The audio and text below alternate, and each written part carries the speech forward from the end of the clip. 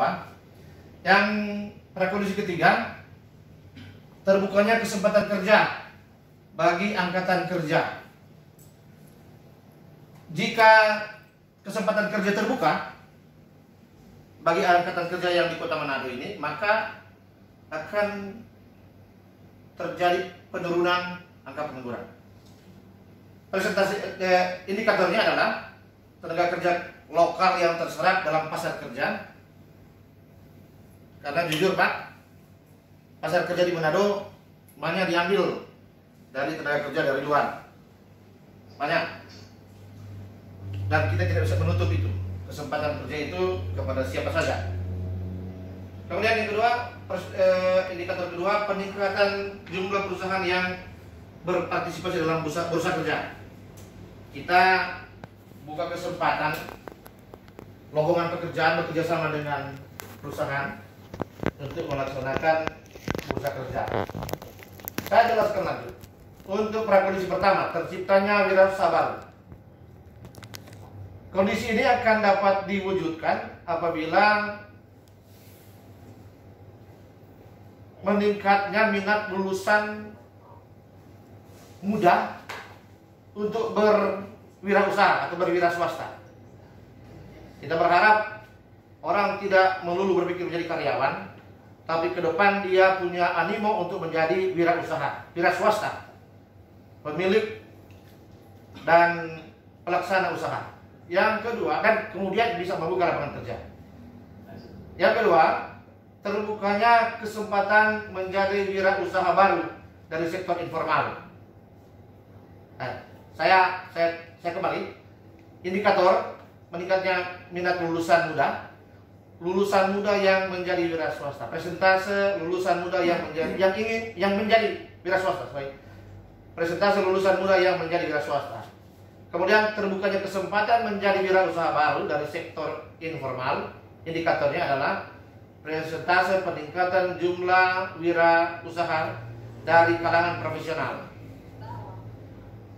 Ini zamannya Pak, sudah zamannya. Kemudian yang kedua, presentase tenaga kerja dari sektor informal. Nah, kemudian pada prakondisi yang kedua, yang saya sudah sempat jelaskan tadi, singgung tadi, ada cross cutting. Ini berkaitan dengan investasi. Berkembangnya iklim investasi. Itu ketika investasi terbuka, maka lapangan kerja akan terbuka. Nah, ini kita perlu berkolaborasi dengan antara lain Dinas Penanaman Modal dan Pelayanan Terpadu Satu Pintu. Karena di sana urusan perizinannya, regulasinya, tata ruangnya dan lain sebagainya. Yang berikut, prakondisi ketiga akan terwujud jika meningkatnya keterampilan angkatan kerja sesuai kebutuhan pasar kerja.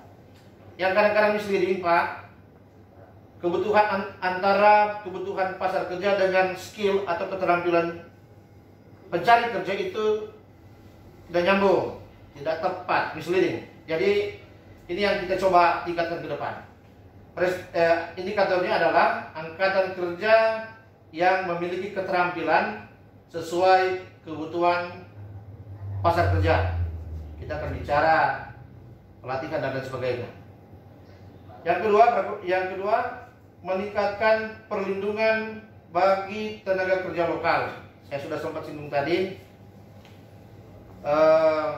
Di sini kita punya peraturan daerah tentang penempatan dan pendayagunaan tenaga kerja. Kita sebetulnya berusaha membangun komunikasi dengan investor yang masuk di Manado untuk dapat memberikan porsi yang memadai bagi tenaga kerja lokal.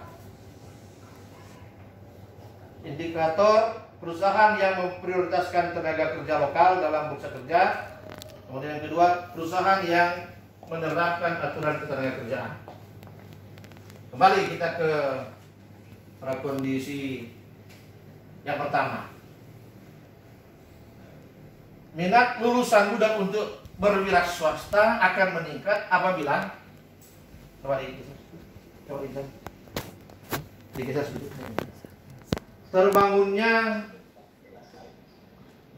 bentar. Nih, susah. Sebentar, Pak. Ya.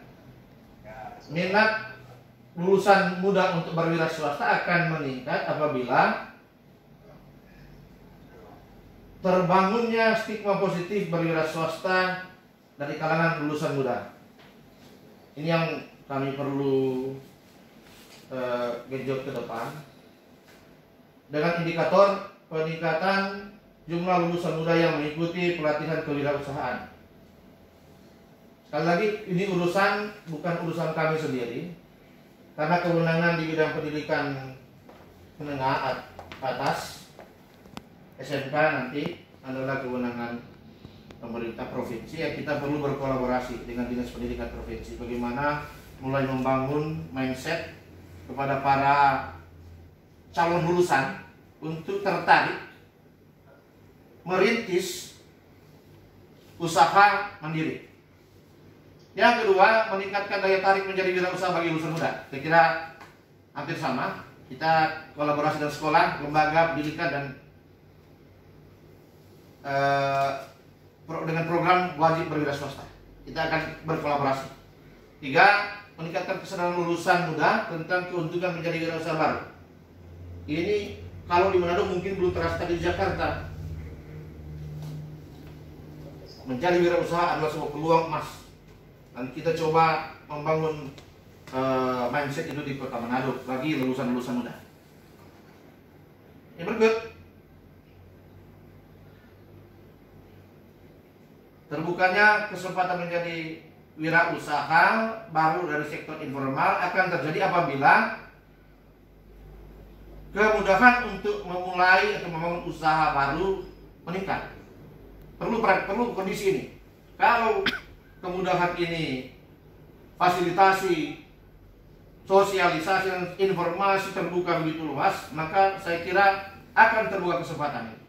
Yang kedua, meningkatkan akses terhadap modal usaha. Jadi ketika akses terhadap modal usaha terbuka, maka tadi kesempatan akan terbuka. Kesempatan menjadi wirausaha baru. Sekali lagi, kita perlu berkolaborasi dengan lembaga pembiayaan, perbankan, dan jasa keuangan lainnya. Berikut yang tadi berkaitan investasi ada 2. Pertama, meningkatkan kemudahan untuk membangun usaha. Karena jika kemudahan untuk membangun usaha itu terbuka, meningkat, maka akan memudahkan, menarik perhatian, menarik investor untuk masuk. Sekali lagi, bukan urusan kami sendiri.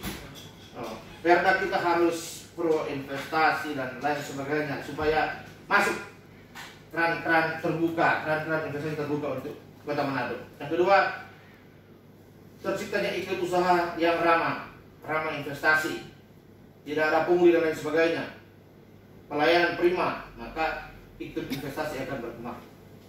Terakhir, pada kinerja penunjang kedua, meningkatkan keterampilan angkatan kerja. Apabila kualitas pendidikan dan pelatihan angkatan kerja yang sesuai dengan kebutuhan pasar meningkat, yang tadi saya sebut misleading, apabila itu meningkat, maka keterampilan angkatan kerja sesuai kebutuhan pasar kerja akan dapat ditingkatkan. Pasar kerja membutuhkan A, tenaga kerja punya keahlian kompetensi A. Kemudian yang berikut, meningkatkan perlindungan tenaga kerja lokal. Ada 2 kondisi penunjangnya adalah meningkatkan kualitas pengawasan terhadap peraturan ketenagakerjaan. Sekalipun sejak 2017 kewenangan pengawasan tidak lagi menjadi kewenangan kami, tapi sudah menjadi kewenangan Dinas Ketenagakerjaan Provinsi, tapi kami akan mengupayakan dengan peraturan daerah pendukung kinerja kami untuk meningkatkan pengawasan terhadap aturan ketenagakerjaan. Sebab apabila kualitas pengawasan terhadap aturan ketenagakerjaan itu meningkat, maka perlindungan tenaga kerja itu akan dapat terwujud, akan dapat ditingkatkan. Kalau pekerja terlindungi, maka potensi pengangguran dapat ditekan. Terakhir, meningkatkan fasilitasi dan mediasi terhadap permasalahan hubungan industrial. Ini menjadi pekerjaan besar kami, bahwa di tengah situasi barangkali kurangnya pemahaman pekerja terhadap aturan ketenagakerjaan atau kurangnya pemahaman perusahaan terhadap peraturan ketenagakerjaan, sering terjadi perselisihan, dan perselisihan itu kami yang selesaikan di Dinas Ketenagakerjaan. Nah, apabila fasilitasi dan mediasi terhadap permasalahan hubungan industrial itu meningkat, maka perlindungan tenaga kerja lokal akan meningkat pula. Indikatornya adalah presentasi perselisihan hubungan industrial yang berakhir dengan jalan damai. Saya kira ini paparan mohon kinerja kami, Pak. Mohon masukannya Pak Roni. Barangkali kami baru sebatas sketsa liar yang belum dapat membentuk sebuah gambaran yang jelas tentang apa kinerja kami ke depan. Saya akan pindah ke struktur organisasi. Kita skip saja yang ya.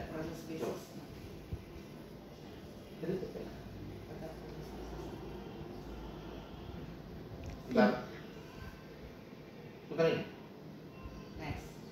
Yang Oke.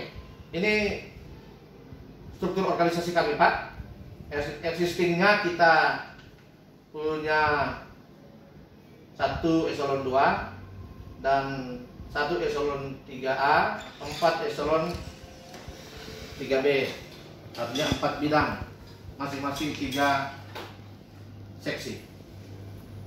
Setelah pohon kinerja, maka kami struktur organisasi kami akan seperti ini. 3 bidang, sekretaris staf 1. Ini yang existingnya ini akan jadi nantinya ke depan apabila efisiensi pasca pohon kinerja dilaksanakan. Lanjut. Enggak? Barangkali ini Pak Roni dan teman-teman, presentasi kami tentang pohon kinerja Dinas Ketenagakerjaan Kota Manado. Mohon masukan Pak Roni untuk perbaikan, kelengkapan. Saya melibatkan banyak teman-teman di sini untuk meningkatkan ownership kami terhadap pohon kinerja kami. Terima kasih untuk kesempatannya. Saya kembalikan kepada host.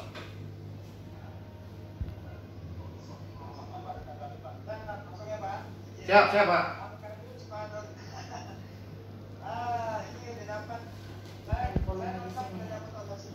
Oh, makasih Pak. Enggak, yang di laptop sama sini.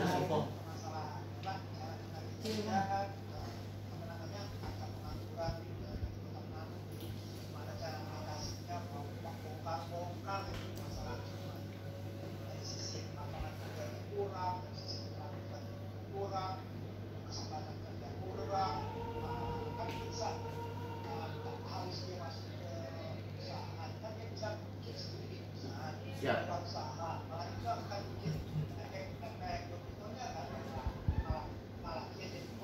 Siap.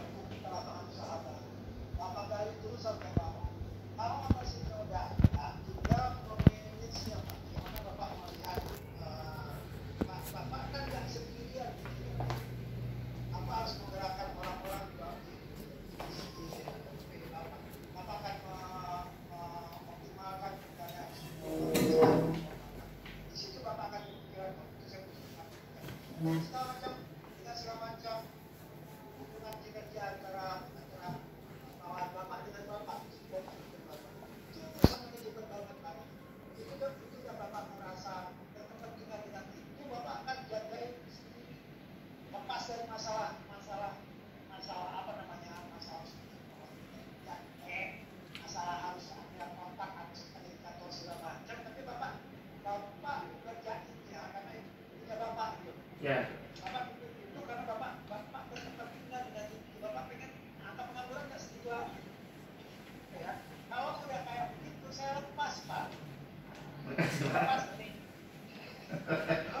Karena